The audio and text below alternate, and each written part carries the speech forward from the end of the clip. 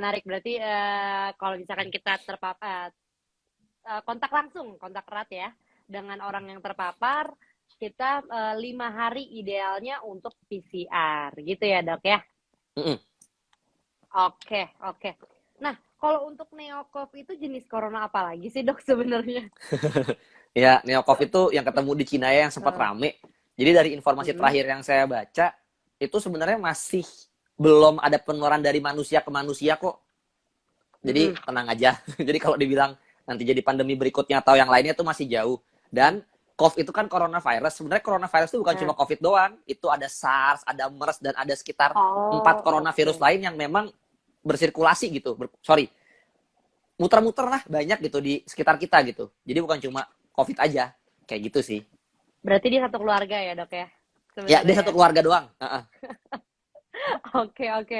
Nah, kalau sebenarnya tuh bisa nggak sih dok penularan dari binatang gitu tuh kayak tadi tuh yang dokter ada singgung? Oke. Jadi, Karena di rumahku banyak mm, kucing nih dok gitu. Jadi bingung nih takut. oke. Jadi kalau ini sejauh yang saya baca ya, penularan Mm-mm. kalau kayak ke hewan-hewan yang kucing itu penularan lebih dari ke manusia ke hewannya. Mm-mm. Tapi tidak Oke. berbalik, maksudnya tidak dari hewan ke manusia.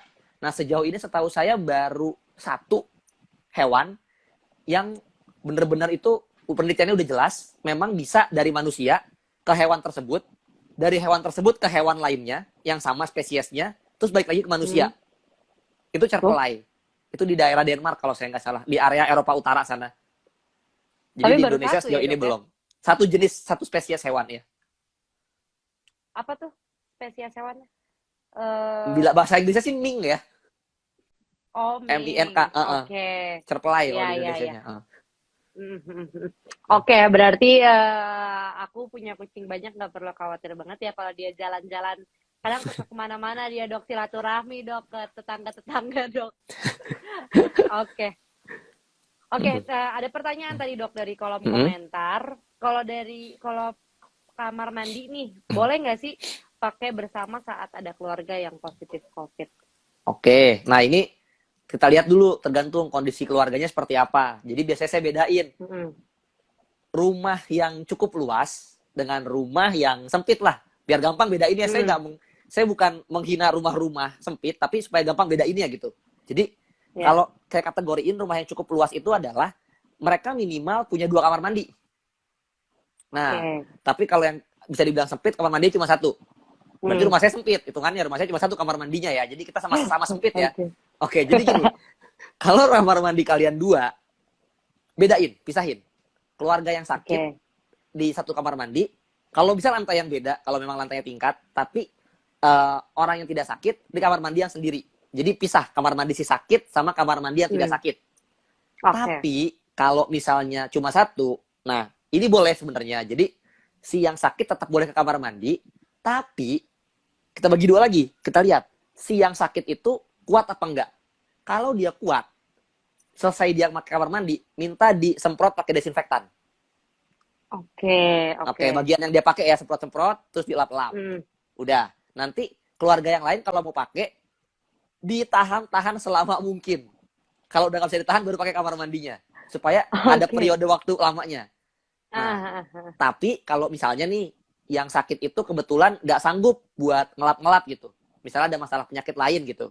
Itu pilih salah satu anggota keluarga kalian yang sehat, yang paling kuat menurut kalian, kondisinya paling oke, Oke. paling kuat, minta mereka setelah dipakai sama orang yang sakit tersebut, terserah mau kapan waktunya, pokoknya dikasih jeda, itu dibersihin kamar mandinya sama dia, disemprot-semprot desinfektan juga. Caranya kayak gitu. Baru dipakai sama Oke. orang lain gitu. Oke. Cuman berarti itu juga dia kan melewati udara juga ya, Dok ya? Mm-mm. Dari dia bekas kamar mandi itu udaranya itu gimana tuh, Dok? Itu kan nggak hanya menempel. Oke, ya, ini menarik, benar. Jadi makanya Hmm. mau nggak mau pas pakai kamar mandi pakai masker ya. Kalau cuma satu ya kamar mandinya ya. Ya. Mau nggak mau pakai masker, baik itu si yang sakit ataupun keluarga lainnya tidak sakit, pakai masker. Hmm. Terus kalau memungkinkan, itu bahkan anjurannya tuh sekarang di toilet itu kalau bisa ada exhaust fan ya. Jadi Oke, supaya ada ya. udaranya berputar. Kayak gitu sih. Hmm, hmm. Oke, oke, oke, oke. Oke, kalau begitu kita lanjut nih dok. Ada pertanyaan lagi dari kolom komentar juga nih dok. Hmm. Sejauh mana sih vaksin dapat mengobati COVID? Nah itu menarik sekali tuh dok. Oke, jadi yang pertama, vaksin itu tidak mengobati COVID ya. Vaksin bukan obat. Hmm. Gampangnya kayak gitu ya. Jadi kalau kita Hmm. pakai istilah masyarakat, vaksin bukan obat. Kenapa? Karena kan obat itu mengobati ya untuk yang sudah sakit. Vaksin itu diberikan kepada yang sehat supaya tidak sakit. Jadi fungsinya Iya, pencegahan. Jadi pencegahan. Nah, jadi levelnya sama kayak masker, kayak cuci tangan gitu. Pencegahan supaya kita nggak sakit. Atau kalau sakit, sakitnya jadi nggak berat. Nah, kalau ditanya berapa kemampuannya gimana sih? Itu akan berbeda-beda setiap vaksin sebenarnya. Angkanya beda-beda hmm. banget. Bahkan antar varian itu bakal beda juga. Misalnya kalau saya ngomong Sinovac untuk Delta dengan Sinovac untuk Omicron gitu, itu bakal beda. Antibodinya bakal Hah? beda. Bakal beda, benar-benar. Kayak yang udah jelas tuh kayak Oh, Pfizer, AstraZeneca tuh udah ada penelitiannya untuk Delta berapa, untuk Omicron berapa itu bisa beda. Nah, tapi yang jelas hmm. yang nggak jauh, jadi ada yang nggak jauh beda. Yang nggak jauh beda adalah kemampuan untuk mencegah sakit beratnya. Jadi itu biasanya di angka Oh, oh 80 iya. sampai 90%. Tapi kalau untuk terkena COVID itu angkanya sangat variatif. Ada yang 50-an, 60-an, Hmm. 70-an, kayak gitu. Jadi kalau kita bicarakan sekarang panjang banget jadinya, saya juga nggak hafal ya. Karena tadi kayak tadi vaksinnya banyak, beda varian, beda Hmm. angkanya kan. Jadi saya nggak hafal. Oke. Jadi yang bisa kita tarik kesimpulan, kalau di sakit berat, semua vaksin itu efektivitasnya cukup tinggi. Termasuk untuk Hmm. Omicron. Kurang lebih gitu sih. Oke, untuk lebih singkatnya lagi, untuk vaksin apa yang harus kita pilih nih dok? Untuk sekarang lagi banyak Omikron, jadi yang paling bagus, yang paling terbaik yang untuk kita pilih tuh apa dok? Oke, jadi sebenarnya kalau kita bicara vaksin mana yang paling baik ya, kalau di periode sekarang, jadi periode sekarang itu masih vaksinasi itu masih terbatas ya. Jadi nggak Hmm. segampang itu sebenarnya. Jadi untuk kalian yang merasa, oh saya bisa pilih vaksin ya, kalian took it for granted sebenarnya karena nggak semua Hmm. tempat kayak gitu. Bahkan banyak di antara Oh, kalian yang oke. vaksin lebih dulu daripada saya di sini gitu. Nah, Iya, jadi iya. sebenarnya paling nggak paling yang paling gampang adalah ketika sudah tiba gilirannya, ya kan udah ada peraturan dari pemerintahnya juga, sudah bisa muncul di aplikasi kalian juga. Kalian sudah tiba gilirannya segera diambil kalau memang kondisi kalian memungkinkan. Kayak gitu. Jadi Oke, yang paling baik adalah nggak usah pilih-pilih jangan ya. pilih-pilih bener. Oke, oke. Berarti harus langsung vaksin, nggak boleh nunggu-nunggu banyak alasan pilih-pilih. Ah, ini pengen Sinovac, pengen Astra, nggak usah ya dok ya, kayak gitu ya. Bener. Prinsipnya kalau misalnya orang yang sudah divaksinasi apapun itu akan lebih baik dibandingin yang belum divaksin. Orang yang sudah di booster akan lebih baik dibanding yang belum booster. Kayak gitu sih gampangnya. Jadi jangan pilih-pilih deh. Oke, nah kalau untuk booster sendiri ini dok harus sama nggak sih sama vaksin-vaksin yang sebelumnya? Yang pertama, yang kedua itu? Oke. Mm-mm. Jadi kalau secara keilmuannya booster itu boleh sama boleh enggak. Ya, ada istilah Hmm, namanya homolog. Homolog tuh sama misalnya Sinovac, Sinovac, Sinovac. Ada heterolog. oke. Hetero kan beda. Itu Sinovac, Hmm. Sinovac Pfizer atau Sinovac, Sinovac Moderna. Yang mana aja boleh sebenarnya. Jadi Oh boleh. sekarang nggak ada masalah mau pakai yang mana. Yang penting kalau udah tiba gilirannya segera diambil deh baiknya. Oke, siap. Jadi teman-teman di rumah yang belum vaksin ke pertama, kedua, atau belum booster ya, pokoknya segeralah vaksin sesering mungkin, sesering mungkin. Ya pokoknya biar lebih kuat gitu ya dok ya vaksin ya. Mm-mm. Gitu. Oke, ini ada pertanyaan lagi. Untuk vaksin sebenarnya berbahaya nggak sih bagi anak-anak dok sebenarnya? Oke, jadi kalau dari penelitian, saya jawab dari penelitian yang udah ada ya. Jadi Hmm. kalau di Indonesia kan pakainya Sinovac ya untuk yang Hmm. 5 sampai 12, 11 5 sampai 11 Hmm. pakai Sinovac, 12 sampai 17 itu ada Sinovac, ada Pfizer. Nah, dua-duanya baik Sinovac maupun Pfizer itu sudah terbukti aman dan bisa ditoleransi dengan baik oleh anak. Penelitiannya udah ada semua. Jadi untuk masalah keamanan saya Oke. pakai data penelitian itu. Kayak gitu sih. Oke, berarti aman ya, nggak usah khawatir ya dok ya. Ikutin aja peraturan pemerintah gitu kali ya dok ya, lebih tepatnya. Betul, Pemerintah pemerintah sudah menganjurkan untuk anak-anak ya silakan gitu. Berarti udah aman lah, pasti udah ada penelitiannya gitu. Oke, betul. nah untuk sorry, nah untuk ada mitos, ada fakta juga nih dok mengenai Hmm. virus COVID-19 ini. Sebenarnya sinar matahari tuh bisa membunuh virus corona karena mengandung ultraviolet nggak sih, Dok? Oke, nah jadi kalau misalnya ultraviolet ya, itu untuk membunuh virus corona, itu penelitiannya itu ada misalnya kayak harus intensitasnya berapa atau Hmm. seberapa kuat, durasinya berapa. Nah, ketika Hmm. diterapkan sama matahari misalnya, kan memang benar ada Hmm. ultravioletnya kan. Nah, tapi Hmm. kita itu kan kayak tingkat intensitasnya kan bisa beda-beda kan. Misalnya ada awan, mendung segala macam kan. Nah, jadi Iya, iya. kita nggak bisa mastiin itu bisa membunuhnya dalam berapa lama gitu. Tapi secara prinsipnya penelitiannya sinar ultravioletnya itu bisa kok ngebunuh virus penyebab COVID. Jadi intensitasnya beda, sinarnya beda, waktunya juga beda. Saya nggak terlalu apal, tapi secara umum bisa.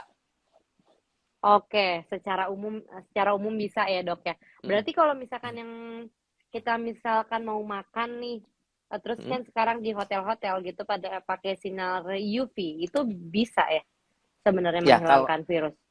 kalau pakai UV bisa. Oke, oke.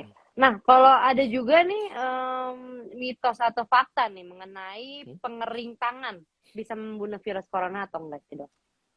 Oke, saya baru pernah dengar tuh pengering tangan bisa membunuh virus corona. Karena yang penting bukan pengering tangannya, tapi cuci tangannya sebenarnya antara pakai sabun Oke, atau pakai hand mungkin sanitizer. mungkin Heeh. pada ngira karena pengering tangan itu kan panas, Dok, gitu. Nah, kalau panas itu setahu saya ada suhu tertentunya dan ada durasinya. Oke. Cuma saya nggak terlalu apal. Lebih aman mendingan kita pilih dicuci tangannya aja dibanding kita mikir pengering tangannya bisa membunuh. Karena cuci tangannya itu udah jelas, udah ada buktinya. Oke, oke. Jadi nggak usah mikir ke situ-situ lah, yang penting cuci tangan aja. Betul. Nggak usah banyak alasan. Gitu. Terus ada lagi nih, orang Hmm. tak bisa kena virus corona lebih dari sekali, ala mitos ini. Bisa kena 2 kali, 3 kali, ada yang 4 kali ya nggak sih, Dok? Yang empat aja Karena ada, iya. iya, iya, yang 4 aja ada gitu kan. Jadi ini mitos gitu. Virus corona bisa menular lewat hewan peliharaan. Tadi udah dijelaskan bahwa itu baru satu ya, Dok, kasusnya ya. Mm-mm. Mm-mm. Jadi masih aman-aman saja gitu. Orang yang lolos pemeriksaan suhu pasti negatif, belum tentu ya, Dok ya. Belum tentu. Gak Karena semua demam kok. iya, iya, nggak semua demam. Ada yang tiba-tiba, temen saya juga ada, Dok, lagi nggak kenapa-napa gitu, bener-bener fine-fine aja. Karena Mm-mm. ada pemeriksaan dari kantor, ya tiba-tiba positif lah. Orang nggak kenapa-napa gitu kan ya. Itu Iya, yang bahaya ya, Dok ya. Lebih bahaya daripada yang ada gejala ya. Nyebelin iya. gitu loh. Karena nggak ketahuan gitu. Iya, iya, bener, bener, bener.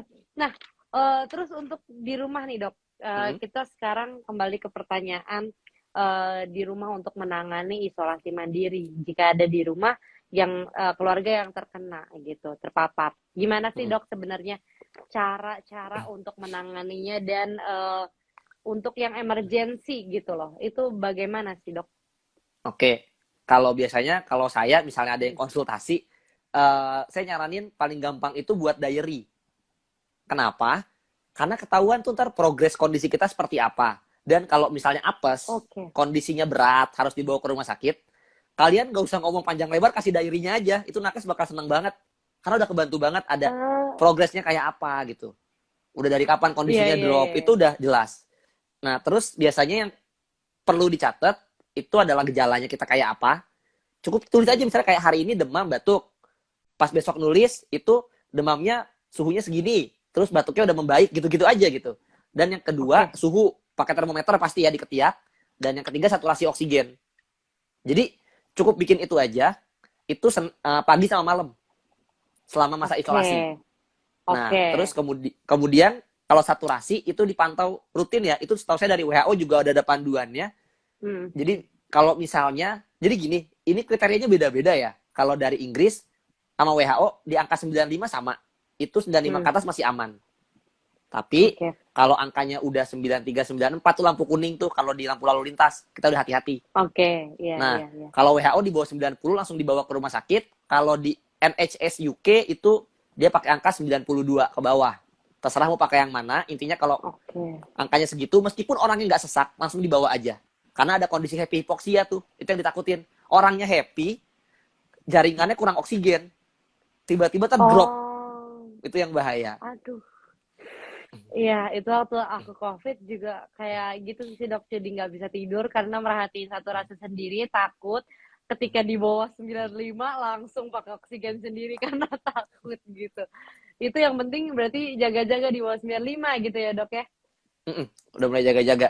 Dan kalau di bawah 95 baiknya segera hubungi dokter atau fasilitas kesehatan terdekat. Oke, oke berarti udah ngerti ya teman-teman Speed Lab ini. Jadi kita tuh harus siap siaga gitu, langsung pokoknya sebelum terpapar lah kita lagi kayak gini, cari-cari aja untuk nomor-nomor di fasilitas kesehatan terdekat gitu ya dok ya. Betul. Oke, nah kita ngomongin vaksin booster lagi nih. Untuk Mm-mm. sebenarnya pada usia berapa tahun sih dok udah boleh diberikan vaksin booster? Ya, berbeda negara, berbeda peraturan ya. Di Oke. Indonesia itu 18 tahun ke atas, tahu saya yang udah dewasa ya, yang bisa booster. Hmm. Tapi kalau ditanya siapa yang prioritas adalah lansia dan yang punya komorbid sebenarnya. Karena mereka lebih rentan. Kalau lebih rentan, otomatis mereka butuh perlindungan lebih. Jadi kalau bisa booster, itu akan jauh lebih baik untuk mereka. Nah, tapi di Amerika, itu setahu saya 12 tahun ke atas sudah boleh booster. Cuma kan di Indonesia belum ya. Kita bertahap, pelan-pelan. Intinya kalau udah tiba gilirannya, sudah tiba giliran untuk booster, lebih baik digunakan. Gitu sih. Oke, itu bakalan ada efek samping nggak sih dok ketika kita melaksanakan vaksin booster itu? Nah, kalau efek sampingnya, mau nggak mau ya, karena kan nggak ada obat atau nggak ada vaksin yang 100% aman ya. Maksudnya kan pasti ada efek samping dong, ya kan? Hmm. Ada orang yang bakal alergi berat, itu ada pasti. Jadi, mau nggak mau pasti ada efek sampingnya. Cuma, secara umum, di mayoritas orang, vaksin booster itu sudah terbukti keamanannya. Dan biasanya Oke, keluhan efek sampingnya itu di kriteria ringan atau sedang. Itu yang paling banyak ditemukan. oke, oke. Nah, untuk vaksin booster ini, ketika kita sudah melaksanakan vaksin booster, kita apakah akan kebal dengan virus corona? Tidak, gitu. Berarti yang sudah dijawab tadi ya sama dokter ya, bahwa itu bukan kebal sebenarnya, cuman meringankan ya dok ya? uh, Kalau dibilang menurunkan jadi biasanya saya nggak pakai kata kebal, tapi menurunkan resiko. Jadi kalau dibandingin misalnya nih booster, dibandingin sama yang belum booster atau dibandingin sama yang belum vaksin, itu resiko Hmm. kita untuk kena COVID bergejala itu akan lebih rendah, benar. Hmm. Tapi tidak sampai 0%, karena kan orang Indonesia maunya antara 0 sampai 100 kan. 100 Iya, kena iya. banget, 0 kebal, nggak ada. Kita ada di antara Hah, hah. tengah-tengah itu. Resikonya jadi di area abu-abu, bukan di hitam putih 0 sampai 100, tapi resikonya akan lebih turun kalau sudah divaksinasi gitu sih. Tapi tidak 0 ya. Oke, gitu teman-teman. Jadi tetap jangan mentang-mentang udah vaksin booster terus langsung nggak pakai masker, jangan kayak gitu ya. Betul, jangan. Itu salah sekali. Jadi kemungkinan terpaparnya tetap masih ada, cuman lebih kuat gitu ya dok ya. Betul, gampangnya gitu. Nah, nah, mungkin aku pengen baca-baca ini pertanyaan-pertanyaan dan ada juga kalau ada kritik atau saran bisa langsung klik aja di bio-nya Speed Lab gitu. Bisa langsung telepon juga ke Speed Lab. Kita udah ada disediain juga nomor WA-nya di situ, jadi bisa langsung ke sana untuk ada komplain dan saran gitu. Nah, oke, kita mulai masuk ke pertanyaan di kolom komentar ya. Bentar, aku lihat-liatin. Sebenarnya jarak booster dan setelah positif COVID itu berapa bulan ya, Dok? Oke, jadi ini saya merujuk ke peraturan Kemenkes ya yang terakhir saya baca. Kalau Hmm. misalnya, COVID-nya kita bagi dua dulu deh. Ada yang ringan atau ringan dan sedang, dan ada yang berat. Hmm. Nah, kalau ringan dan sedang, itu jaraknya minimal 1 bulan setelah dinyatakan sembuh. Tapi kalau berat, Oke. minimal 3 bulan. Tapi jangan lupa, ada kriteria harus 6 bulan setelah vaksin kedua minimal. Jadi 2 kriteria itu harus Oh, tersetujui semua, baru bisa booster. Gitu. oke. Berarti sudah terjawab ya. Ada juga nih, Dok, pertanyaan lagi dari Ermita Suhardi nih. Dok, setelah isoman selesai dan negatif, perlu tidak cek toraks atau di dimer tersebut gitu? Jadi Sejauh perlu ini, nggak cek-cek lagi? oke, sejauh ini nggak ada kewajibannya atau keharusannya. Tapi kalau kalian mau cek sendiri kan nggak ada larangannya ya. Kalau kalian mau cek sendiri Hmm. silakan, tapi kalau dari saya ngelihatnya gini, jangan dibalik gitu. Biasanya kan kita suka ngebalik, kayak kita pemeriksaan lab dulu, inisiatif, terus kalau misalnya hasilnya ada masalah baru ke dokter. Jadi yang Hmm. bagus itu sebenarnya ke dokter dulu, ceritain kondisinya, sebelumnya keluhannya apa, dan tanya butuh pemeriksaan apa enggak untuk ini. Kalau dinyatakan butuh baru periksa. Baiknya sih kayak gitu Oke. menurut Tanya. Berarti semuanya keputusan dokter ya? Baiknya begitu. Gitu. Oke. Berarti kalau misalkan yang kayak isolasi mandiri sendiri nih, aku juga kemarin nih deg-degan juga nih, aku isoman karena kan katanya kalau misalkan terpapar COVID nanti kan si paru-parunya jadi nggak full lagi gitu ya, maksudnya jadi nggak 100% bekerjanya lagi gitu. Nah aku jadi kepengen ngecek gitu loh, ini aku bahaya nggak sih atau masih ada putih-putih gitu kan biasanya gitu tuh. Nah nggak usah ya dok berarti ya kalau misalkan ringan-ringan aja gitu. Jadi gini, balik lagi, kalau misalnya mau gini, kalau idealnya kita bicara ideal ya. Kalau bicara Hmm. ideal, misalnya kita takut nih, takut seperti itu, wajar takut kan. Hmm. Nah, yang dilakukan itu sampein ke dokter, baik itu Hmm.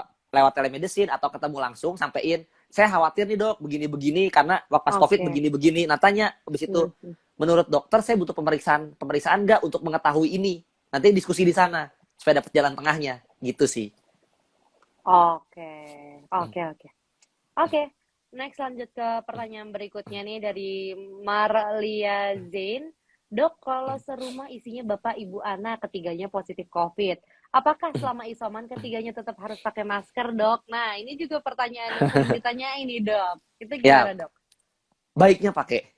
Terutama, baiknya pakai ya, baiknya pakai, Hmm. terutama ketika memang kita berada di ruangan yang bareng sama dia. Atau misalnya, kan nggak meja makan nih, misalnya dia masih ke meja makan gitu, atau mondar-mandir kemana. Ketika kita di ruangan yang dia juga bisa ke sana, baiknya dipakai terutama. Tapi kalau bisa sih dipakai terus ya, kecuali mungkin pas tidur gitu. Oke, oke, oke. Oke, kita berarti soalnya takutnya ini ya dok ya apa namanya ketika sudah ada yang satu ternyata udah sembuh ketularan lagi gitu kali ya bisa gitu kali ya. Kemungkinannya kecil. Jadi sejauh ini Oh penelitiannya oke. itu, kalau misalnya kita udah pernah kena COVID, itu resikonya akan sangat-sangat kecil untuk kita kena lagi hingga 3 bulan. Terhitung dari pertama kali kena. Oke berarti setelah kita negatif sebulan 2 bulan 3 bulan masih agak aman gitu ya dok ya. Betul. Oke. Nah, ini ada lagi dari Nisael, kalau sudah positif tapi 5 sampai 7 hari sudah tidak bergejala, apakah harus isoman selama 2 minggu? Atau ketika sudah tidak bergejala lalu PCR negatif, apa boleh berisolasi? Oke, menarik Mhm, pertanyaannya. mhm, Jadi gini, kalau misalnya kalian bergejala dan kondisinya kayak tadi, kondisinya udah enakan mhm, nih, misalnya di hari ke-5, mhm. 6, 7, 8, terus kalian mau lebih cepat, itu boleh. Kalau kalian mau lebih cepat, peraturannya itu di Kemenkes itu kalau udah lewat hari ke-5, kalau saya nggak salah. Jadi kalau udah lewat hari Oke. ke-5, udah oke kondisinya, Mhm, silakan di PCR ya. Tapi kalau oke. bisa nih oke-nya itu bukan dari kalian, tapi kalian telemedicine atau tanya ke dokter gitu. Itu Iya. dulu. Kalau bisa dibilang udah oke nih, itu ada opsi untuk Mhm, PCR 2 kali, 2 hari ya, mhm. 2 hari jedanya minimal 24 jam. Kalau 2 kali negatif, selesai. Oke. Nah, tapi kalau misalnya kalian nggak mau PCR, itu juga boleh. Tapi kalian mesti nunggu minimal 13 hari. Dan di 3 hari terakhir nggak boleh ada demam atau sesak terutama. Kayak gitu sih. Oke. Oke, berarti semuanya dibalikin lagi harus seizin dokter juga gitu ya. Mm-mm. Oke. Wow, seru banget hari ini di ngobrol sehat bersama Speed Lab nih. Terima kasih banget Dokter Adam udah meluangkan waktunya nih di Jepang. Di Jepang sekarang jam berapa nih, Dok? Jam 10. Jam 10 malam. 10 malam, 10 Oh, malam. waduh. Sudah waktunya tidur sepertinya ya Nggak, nih, emang Dokter sayanya ya. bisanya jam segini kok. Oh gitu. Oke, berarti thank you so much Dok. Untuk teman-teman Nah, juga terima kasih banyak yang sudah hadir di sini. Sudah ada hampir 500 orang nih Dok. Wow, luar biasa ya followers dokter ya. Oke, untuk teman-teman aku mau ngingetin lagi di Speed Lab ini kita bisa drive thru ada di Cibubur dan di Pulau Mas. Dan selain drive-thru, kita juga ada swab point ya, yang berada di Kemang, Ragunan, Jagakarsa, Mampang, Bekasi, Pondok Pinang, Tanah Abang. Dan Speed Lab juga bisa untuk PCR SGTF-nya 95% untuk mendeteksi kemunculan Omikron. Kita juga punya medical check up dan PCR dari 4 jam, 10 jam, 16 jam, dan 24 jam. Dan terindikasi dan terkoneksi ke Peduli Lindungi. Oke, terima kasih semuanya. Thank you Terima so kasih much. banyak kalau lu. Terima Terima juga kasih untuk semua. Speed Lab. Sehat-sehat selalu dokter dan semua teman-teman yang menonton. Sehat selalu dan salam sehat pokoknya. Hati-hati dan tetap jalani prokes. Thank you, udah dokter. Thank you, udah lu.